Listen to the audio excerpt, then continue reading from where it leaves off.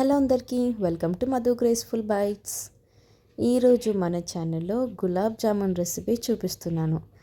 గులాబ్ జామున్ అందరికీ వచ్చు, కానీ అది కొన్ని చిట్కాలతోనే చేస్తే ఆ గులాబ్ జామున్ అనేది చాలా పర్ఫెక్ట్గా సేమ్ మన స్వీట్ షాప్లో ఎలా అయితే ఉంటుందో అలా పర్ఫెక్ట్గా ఎలా ప్రిపేర్ చేయాలో ఈరోజు మన వీడియోలో చూపిస్తున్నాను. ఇక్కడ నేను గులాబ్ జామున్ వచ్చేసి కంప్లీట్గా హోమ్ ప్రొసీజర్ మాత్రమే చూపిస్తున్నాను.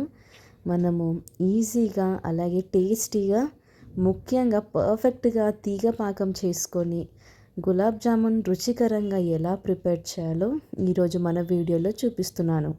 ఇవి చాలా సాఫ్ట్గా అలాగే చాలా స్వీట్గా చాలా చాలా టేస్టీగా ఉంటుంది. మీరు ఈ వీడియో కంప్లీట్గా చూసి ఈ యొక్క టేస్టీ అయిన గులాబ్ జామున్ తప్పకుండా ట్రై చేయండి.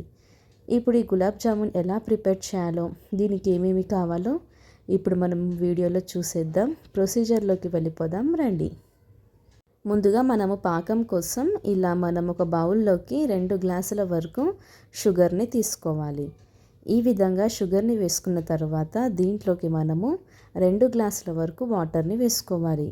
వాటర్ అనేది ఎక్కువగా వేసుకోవద్దండి. ఎక్కువగా వేసుకుంటే మనకి తీగ పాకం అనేది రాదు. ఇది మనం మీడియం ఫ్లేమ్ పెట్టుకొని మరిగించుకోవాలి. తర్వాత ఇక్కడ నేను పచ్చికోవాని తీసుకున్నాను. పచ్చికోవాని ఇలా తురుముకొని పెట్టేసుకోవాలి. అలాగే ఇక్కడ నేను పన్నీర్ని కూడా కొద్దిగా తీసుకున్నాను. ఇక్కడ వీడియోలో చూపిస్తున్న క్వాంటిటీ తీసుకుంటే సరిపోతుంది. ఇలా మనం కోవాని తీసుకోవాలి, అలాగే పన్నీర్ని కూడా తీసుకోవాలి. ఇప్పుడు పన్నీర్ని మనము చక్కగా తురుముకోవాలి. ఇలా మనం పన్నీర్ని వేయటం వలన గులాబ్ జామున్ అనేది చాలా టేస్టీగా అలాగే చాలా పర్ఫెక్ట్గా వస్తుంది. మనం కోవా వేసి చేస్తున్నాం కాబట్టి గులాబ్ జామున్ అనేది చాలా బాగా వస్తుంది. ఇలా మనం పన్నీర్ని తురుముకొని ఇక్కడ కోవాని అలాగే పన్నీర్ని మనము 2 కూడా మిక్స్ చేసుకోవాలి. ఇక్కడ మనము కోవాని పన్నీర్ని 2 మిక్స్ చేసుకున్న తర్వాత దీంట్లోకి మనము 1 స్పూన్ వరకు షుగర్ని యాడ్ చేసుకోవాలి.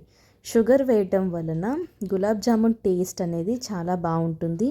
ఇక్కడ మనం తీసుకున్న కోవా వచ్చేసి పచ్చి కోవా కాబట్టి కొంచెం స్వీట్నెస్ ఉండడానికి మనము ఇక్కడ షుగర్ని వేసుకున్నాము. తర్వాత కొద్దిగా బేకింగ్ పౌడర్ని కూడా వేసుకుంటున్నాము. చిటికెడు బేకింగ్ పౌడర్ వేసుకొని మరొకసారి దీన్ని బాగా మిక్స్ చేసుకోవాలి. ఇక్కడ మనము పాలు కానీ అలాగే వాటర్ కానీ ఏది అవసరం లేదండి. ఎందుకంటే మనకి కోవా నుంచి అలాగే పన్నీర్ నుంచి మనకి వాటర్ వస్తుంది కాబట్టి అదే మనకి చక్కగా సరిపోతుంది. ఇలా మనము పన్నీర్ని అలాగే కోవాని బేకింగ్ పౌడర్ని అలాగే మనం వేసుకున్న షుగర్ అన్నిటినీ కూడా మనము బాగా మిక్స్ చేసుకోవాలి. వీడియోలో చూపిస్తున్న విధంగా మనము చేతితోటి బాగా మిక్స్ చేసుకోవాలి. ఈ విధంగా మనం మిక్స్ చేసుకున్న తర్వాత మనకి గులాబ్ జామున్ బైండింగ్ అనేది చక్కగా రానికి ఇక్కడ నేను కొద్దిగా మైదాని వేసుకుంటున్నాను. మైదా వేయటం వలన గులాబ్ జామున్ చాలా బైండింగ్ మంచిగా వస్తుంది. ముఖ్యంగా మనకి క్రాక్స్ ఏవి రాకుండా గులాబ్ జామున్ అనేది చాలా పర్ఫెక్ట్గా వస్తుంది. ఈ విధంగా మనం మిక్స్ చేసుకొని ఒక 5-10 నిమిషాల వరకు దీన్ని మనము పక్కకు పెట్టేసుకోవాలి. అప్పుడు ఇదంతా కూడా చక్కగా నానిపోయి మనకి పర్ఫెక్ట్గా వస్తుంది.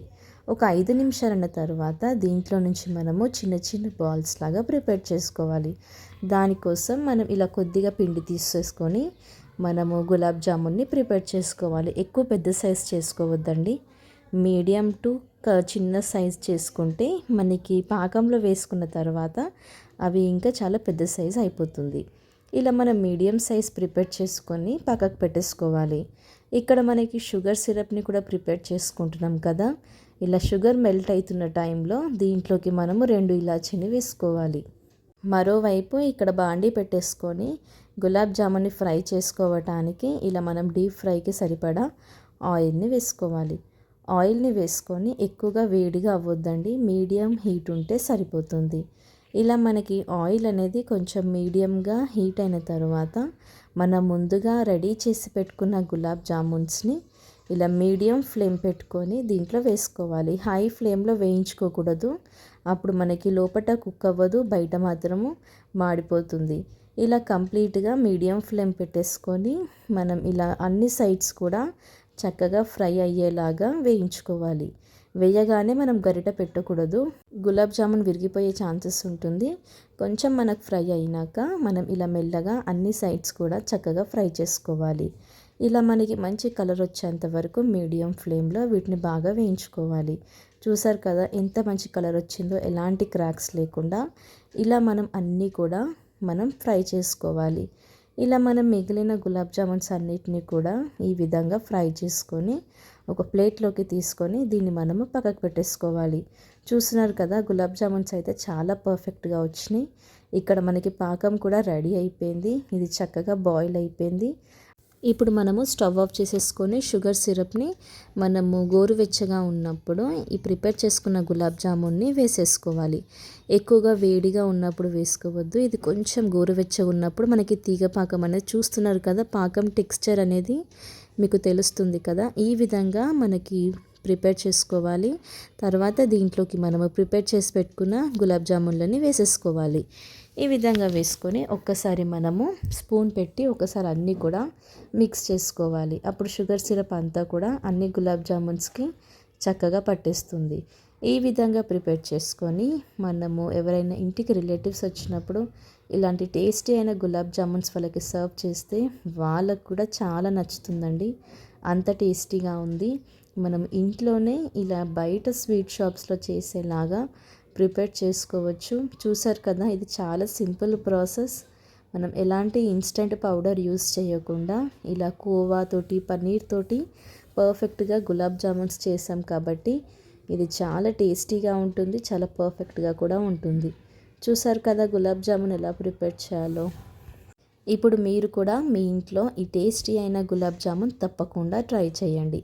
ట్రై చేశాక ఎలా కుదిరిందో కామెంట్ చేయండి. Thank you for watching Madhu graceful bites. Bye.